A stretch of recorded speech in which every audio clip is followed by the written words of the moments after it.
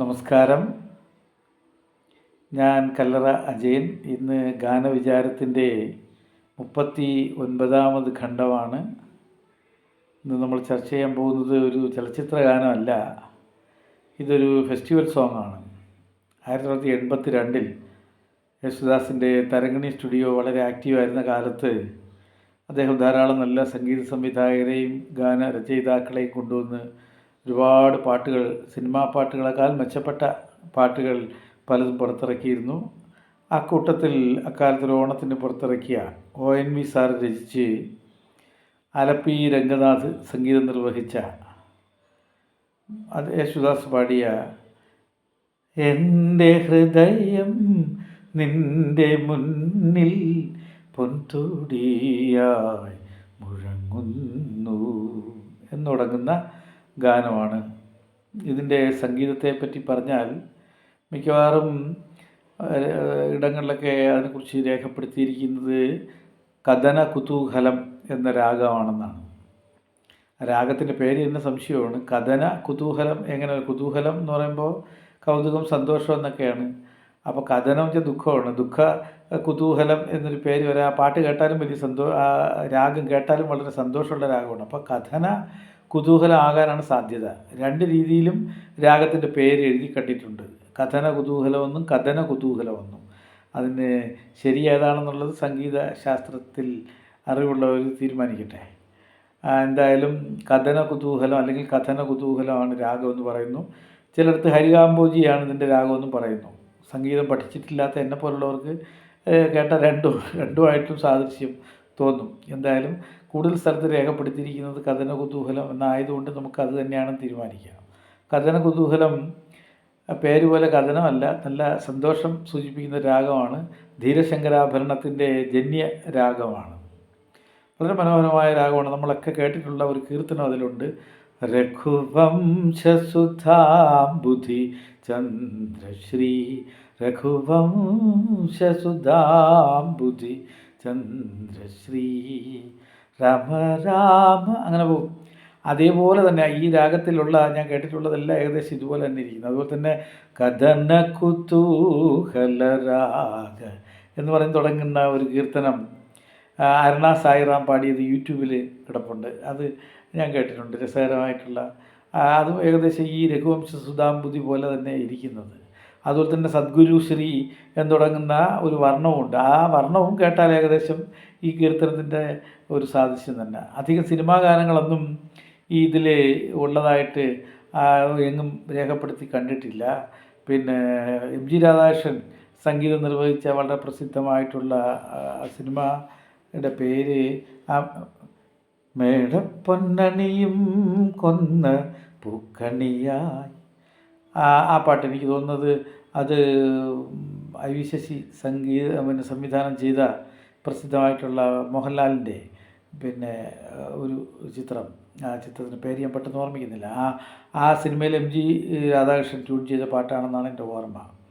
ഹരിഹരസുതനെ ജപമയനെ എന്ന് പറഞ്ഞിട്ട് MG ശ്രീകുമാർ പാടിയ ഒരു ഭക്തി ഗാനവും ഈ രാഗത്തിൽ കേട്ടിട്ടുണ്ട്. പിന്നെ അധികം സിനിമാ പാട്ടുകളൊന്നും ഈ രാഗത്തിൽ ഉള്ളതായിട്ട് ആരും പറഞ്ഞു കേട്ടിട്ടില്ല. ഇതൊക്കെയേ ഉള്ളൂ. ഇനി ഇതിൻ്റെ സാഹിത്യത്തിലേക്ക് വരാം. എൻ്റെ ഹൃദയം നിൻ്റെ മുന്നിൽ പൊൻതുടിയായി മുഴങ്ങുന്നു, നിൻ്റെ വരവിൽ ഭൂമിയാകെ ഉണർന്നു പാടുന്നു. ഇതിൻ്റെ ഒരു രചനയ്ക്കുള്ള ഒരു പ്രത്യേകത എന്ന് പറയുന്നത്, ഇത് പാട്ട് നമ്മൾ പ്രത്യേകിച്ച് കേട്ടാൽ ഇത് ഒരു ക്രിസ്തീയ ഭക്തിഗാനമാണെന്ന് തോന്നുന്നു. പക്ഷേ ഇത് ഓണപ്പാട്ടാണ്. പക്ഷേ ഇത് രണ്ടും തോന്നിക്കുന്ന രീതിയിൽ ONV വളരെ ബോധപൂർവം എഴുതിയതാണോ എന്ന് സംശയമുണ്ട്. ഇത് കേട്ട് കഴിഞ്ഞാൽ നമുക്കൊരു ക്രിസ്തീയ ഭക്തിഗാനമാണെന്ന് തോന്നും. പക്ഷേ എന്നാൽ ഇതിനെ ഒരു ഓണപ്പാട്ടാണ് എന്ന് പറഞ്ഞാലും നമുക്ക് അംഗീകരിക്കേണ്ടി വരും. കാരണം രണ്ടിനും പൊതുവിൽ ഉള്ള വരികളിലുണ്ട്. എൻ്റെ ഹൃദയം നിൻ്റെ മുൻപിൽ പൊൻതുടിയായി മുഴങ്ങുന്നു. നീ എന്നുദ്ദേശിക്കുന്നത് ഈശ്വരനെയാണ് ഇവിടെ. പക്ഷേ അത് മഹാബലിയുടെ വരവും ആകാം, ഈശ്വരനെ തന്നെ ആകണമെന്നില്ല. അപ്പം നിൻ്റെ അടുത്ത വരി പറയുന്നുണ്ട്, നിൻ്റെ വരവിൽ ഭൂമിയാകെ ഉണർന്നു പാടുന്നു. അപ്പോൾ ഓണത്തിന് മഹാബലി വരുന്നു എന്നാണല്ലോ നമ്മുടെ ഒരു സങ്കല്പം. തൃക്കാക്കരയപ്പനെയാണ് നമ്മൾ, വാമനനെയാണ് നമ്മൾ യഥാർത്ഥത്തിൽ ഓണത്തിന് നമ്മൾ ആഘോഷിക്കുന്നത്. പക്ഷേ ബലിയാണെന്നാണ് സങ്കല്പം. അത് വളരെ രസകരമായിട്ടുള്ള ഒരു കാര്യമാണ്. നമ്മുടെ വീട്ടിലൊക്കെ അത്തപ്പൂക്കളം ഒരുക്കുമ്പോൾ അതിൻ്റെ മധ്യത്തെടുത്ത് ഈശ്വരനായിട്ട് സങ്കല്പിച്ച് വയ്ക്കുന്നത് തൃക്കാക്കരയപ്പനാണ്. തൃക്കാക്കരയപ്പൻ വാമനനാണ്. വടക്കോട്ടൊക്കെ ഓണം വാമന ജയന്തിയാണെന്ന് പറയുന്നു.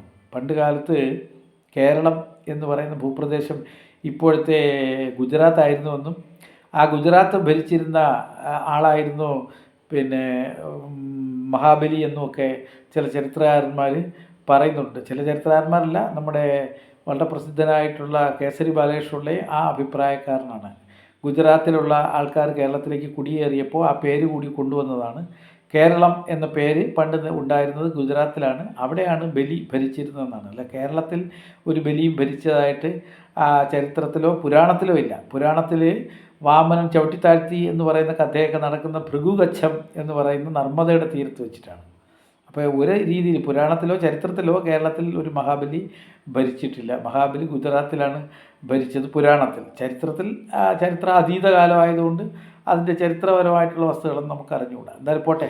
ഇവിടെ ബലിയെയാണോ ക്രിസ്തുദേവനെയാണോ അല്ലെ ക്രിസ്തുദേവൻ യഹോവയെ കാത്തിരിക്കുന്നതാണോ അതൊന്നും നമുക്ക് പിടികിട്ടാത്ത രീതിയിലാണ് ONV ഇത് എഴുതിയിരിക്കുന്നത്. എല്ലാവർക്കും ബാധകമാവുന്ന രീതിയിലാണ് അദ്ദേഹം പറയുന്നത്. ഈശ്വരൻ്റെ വരവിൽ അല്ലെങ്കിൽ ബലിയുടെ വരവിൽ അല്ലെങ്കിൽ പിന്നെ ക്രിസ്തുദേവൻ്റെ വരവിൽ, ആരുടെ വരവിലായാലും എൻ്റെ ഹൃദയം പൊൻതുടി പോലെ മുഴങ്ങുന്നു. തുടി എല്ലാവർക്കും അറിയാവുന്ന കാര്യമാണ്. ശിവൻ്റെ വാദ്യോപകരണമായിട്ടാണ് തുടിയെ പുരാണങ്ങളിലൊക്കെ പറയുന്നത്. അല്ലാതെയും തുടിയെക്കുറിച്ച് തുടി സാധാരണ വാദ്യോപകരണമായിട്ട് കണക്കാക്കാറുണ്ട്. നിൻ്റെ വരവിൽ ഭൂമിയാകെ ഉണർന്നു പാടുന്നു. ഓണത്തിനും അങ്ങനെയാണല്ലോ. അടുത്ത സ്റ്റാൻസ. നറുകയിൽ തിരുമുറുവു ചാർത്തിയ തുടുകുറിയോടെ.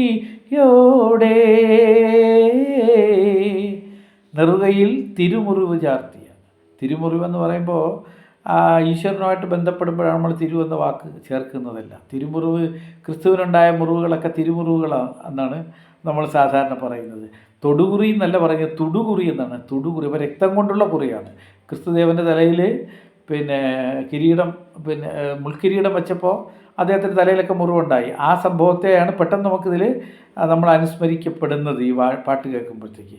കാരണം ബലിയുടെ കഥയിലോ ഓണത്തിൻ്റെ കഥയിലോ അങ്ങനെ ഒരു സംഭവം ഇല്ലല്ലോ. തുടുകുറി എന്ന് തന്നെ യേശുദാസ് പാടിയിരിക്കും, തൊടുകുറി എന്നല്ല. അപ്പോൾ തുടുകുറി ചോര രക്തം കൊണ്ടുള്ള കുറി തന്നെ തിരുമുറിവ് എന്ന് പറയുന്നുണ്ടല്ലോ. കരപുടങ്ങളിൽ നിറയെ ആണി പഴുതുകളോടെ.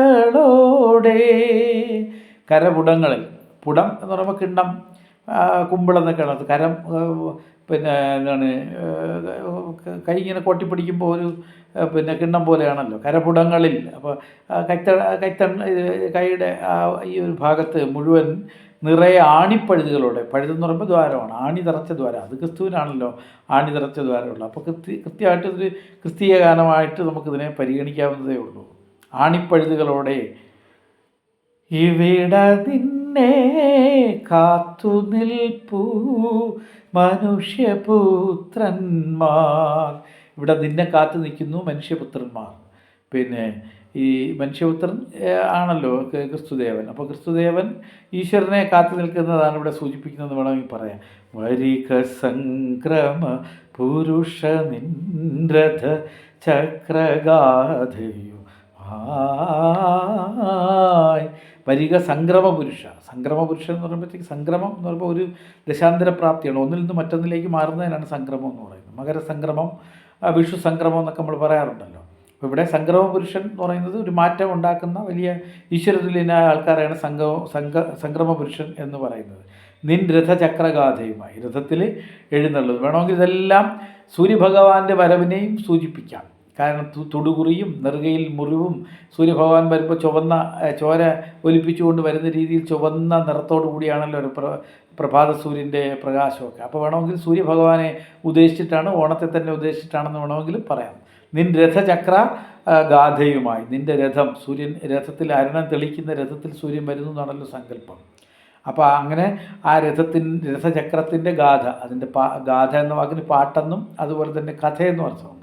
അപ്പോൾ അങ്ങനെ ആ രഥചക്രത്തിൻ്റെ പാട്ടുമായിട്ട് സംക്രമ പുരുഷ നീ വരൂ. അത് ക്രിസ്തുവിനെയാകാം, അല്ലെങ്കിൽ ഈശ്വരനെ യഹോവയാവാം, അല്ലെങ്കിൽ ബലിയാവാം, അല്ലെങ്കിൽ സൂര്യഭഗവാനെയും ആകാം. അടുത്തത് അഭയമായി മധുരാന്നമായി നീ അമൃതമായി വരൂ. അഭയമായി നീ വരൂ, അതുപോലെ തന്നെ മധുരാന്നമായി നീ, മധുരമുള്ള ഭക്ഷണമായിട്ട്, ഏറ്റവും സ്വാദിഷ്ടമായ ഭക്ഷണമായിട്ട് വരൂ, അമൃതമായിട്ട് വരൂ. അരുണരശ്മികളാൽ ഒരു അശ്വരഥം തെളിച്ചു വരൂ. അരുണൻ സൂര്യൻ്റെ തേരാളിയാണ്. അരുണം എന്ന വാക്കിന് ചുവപ്പെന്ന് അർത്ഥമുണ്ട്. അപ്പോൾ ചുവന്ന രശ്മികളുമായിട്ട് ഒരു അശ്വരഥം, നീ തന്നെ ഒരു രഥം തെളിച്ചു വരൂ സൂര്യഭഗവാനെ. ഇവിടെയൊക്കെ വരുമ്പോൾ സൂര്യനാണ് കൂടുതലും വരികൾ ചേരുന്നതെന്ന് തോന്നുന്നു. ഇവിടെ ഞങ്ങളുടെ പൊൻകിനാക്കളെ അജഗണങ്ങളെയും കുരുതി ചെയ്തു നീയവൈക്കിനി വീണ്ടും ഉയിർ നൽകൂ. ഇവിടെ ഞങ്ങളുടെ പൊൻകിനാക്കളെ അജഗണങ്ങളെ, വീണ്ടും ക്രിസ്തീയമായ ഒരു അന്തരീക്ഷം വരുന്നു. എന്താണ്? ഇവിടെ ഞങ്ങളുടെ പൊൻകിനാക്കളെയും അജഗണങ്ങളെയും, ഞങ്ങളുടെ ആട്ടിൻപറ്റങ്ങളെയും, അജം എന്ന് പറയുന്നത് ആടാണ്. ആട് ക്രിസ്തുദേവൻ ഒരു ആട്ടിടയനായിരുന്നു എന്നാണല്ലോ. അപ്പോൾ വീണ്ടും അതുമായിട്ടാണ് ബന്ധിപ്പിക്കുന്നതെന്ന് തോന്നും. ഞങ്ങളുടെ ആട്ടിൻപറ്റങ്ങളെയും ഞങ്ങളുടെ പൊൻകിനാക്കളെയും ഞങ്ങളുടെ സുവർണ്ണ ആയിട്ടുള്ള സ്വപ്നങ്ങളെയും ഒക്കെ കുരുതി ചെയ്ത് കളഞ്ഞു. നീ അവയ്ക്കിനി വീണ്ടും ഉയിർ നൽകും. നീ വീണ്ടും അവയൊക്കെ ജനിപ്പിക്കൂ, നിൻ്റെ ശക്തി ഉപയോഗിച്ച് ജനിപ്പിക്കൂ എന്ന് ഈശ്വരനോടാവാം, സൂര്യഭഗവാനോടാകാം, ക്രിസ്തുദേവനോടാകാം, അല്ലെങ്കിൽ യഹോവയോട് തന്നെ ആവാം. അങ്ങനെ ഇതെല്ലാം തോന്നിപ്പിക്കുന്ന രീതിയിൽ ഒരു ദ്വയാർത്ഥ പ്രയോഗത്തോടു കൂടി അദ്ദേഹം ഇത് എഴുതിയിരിക്കുകയാണ്. വളരെ അങ്ങനെ തോന്നട്ടെ എന്ന് കരുതി തന്നെ ONV ചെയ്തതാകാൻ സാധ്യതയുണ്ട്. എന്തായാലും വളരെ സവിശേഷമായിട്ടുള്ളൊരു രചനയാണ്. സംഗീതവും സവിശേഷം തന്നെ. പിന്നെ വളരെ മനോഹരമായിട്ടുള്ള യേശുദാസിൻ്റെ ശബ്ദ സൗകുമാര്യം കൊണ്ട് മനോഹരമായിട്ടുള്ള ഒരു പാട്ടായി മാറിയിരിക്കുന്നു. ആ കാലത്ത് വളരെ അധികം ജനപ്രിയമായിട്ടുള്ളൊരു പാട്ടായിരുന്നു. പക്ഷേ ഇപ്പോൾ കാലം കുറേ കഴിഞ്ഞ്, ഞങ്ങളൊക്കെ വിദ്യാർത്ഥികളായിരുന്ന കാലത്താണ് ഈ പാട്ട് ഇറങ്ങുന്നത്. 82-ലാണ്. അപ്പോൾ ഇന്ന് അതൊക്കെ ഇന്നത്തെ തലമുറയ്ക്ക് ഈ പാട്ട് പരിചയമുണ്ടോ എന്ന് അറിഞ്ഞുകൂടാ. എന്തായാലും പരിചയപ്പെടേണ്ട പാട്ട് തന്നെയാണ്. വളരെ മനോഹരമായിട്ടുള്ള ഒരു ഗാനമാണ്. ഈ ഗാനം നമുക്ക് സംഭാവന ചെയ്ത ONV സാറെന്നില്ല. അതുതന്നെ ആലപ്പി രംഗനാഥിനെ കുറിച്ചും അദ്ദേഹത്തിൻ്റെ കാര്യങ്ങൾ എനിക്കിപ്പോൾ അത്ര ഓർമ്മയില്ല. യേശുദാസ് അദ്ദേഹമാണ് ഇപ്പോൾ ഉള്ള ഒരാൾ.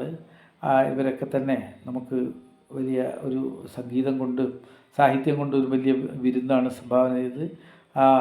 എല്ലാ മഹാത്മാക്കളുടെയും മുമ്പിൽ ശിരസ് നമിച്ചുകൊണ്ട് ഞാൻ അവസാനിപ്പിക്കുന്നു.